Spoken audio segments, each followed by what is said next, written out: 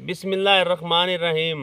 आजकल social media ते एक बड़ी पोस्ट चल रही है कि 3 गोल्ड लीफ सिगरेट डब्बी की कीमत जिमीदार दे 1 मण मक्की के बराबर है।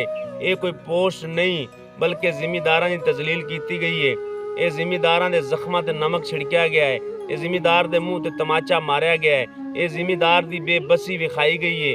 किसान बेचारा 3 महीने फसल नूं इंज पालदा है जिवें घर विच मां बच्चे नूं पालदी है। अपना ढेर सारा सरमाया मक्की की फसल नूं पालन लई ला दिंदा है। रकबे की वहाई, तैयारी, बीजां दे रेट, खादां दे रेट, बिजली ट्यूबवैलां दे रेट, जहरां दे रेट, स्प्रेवां दे रेट वेख लो। आसमानां नाल गल्लां कर रहे ने। दिन रात उनकी देखभाल ते ला दिंदा है। पता नहीं किन्ने अरमान होंदे ने दिल विच कि फसल वेच के अपनी लाडली गुड़िया दे हथ पीले कर लवांगा, चंगा जिहा बच्चों वास्ते घर बना लवांगा, बच्चों नूं चंगे स्कूलों च पावांगा, थोड़ा बहुता जिहड़ा कर्ज है वो ला लवांगा। अल्लाह फसल नूं रेट चंगा ला देवे ते उहदी राह ते खैरात भी करांगा।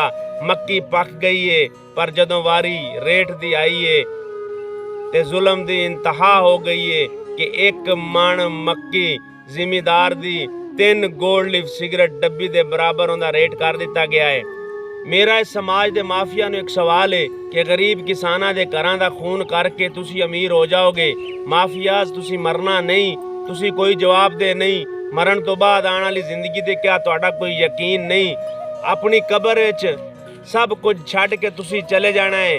खुदा दा वास्ता जे किसानां ते रहम करो, मक्की दे रेटां नूं ठीक करो। साडे इस मुल्क दी 60% आबादी ज़राअत नाल वाबस्ता है ते उन्हां दा खून ना करो।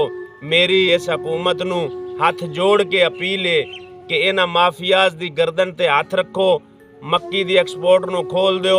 फीड मिल्स मालकान नाल कोई मीटिंग करके ते किसानां दे नुमाइंदियां नूं बुला के सलाह मशवरा नाल मक्की दा कोई चंगा जिहा रेट तय करो जिंदे विच ना कोई किसान नूं नुकसान होवे ते ना कोई ना माफियाज नूं नुकसान होवे।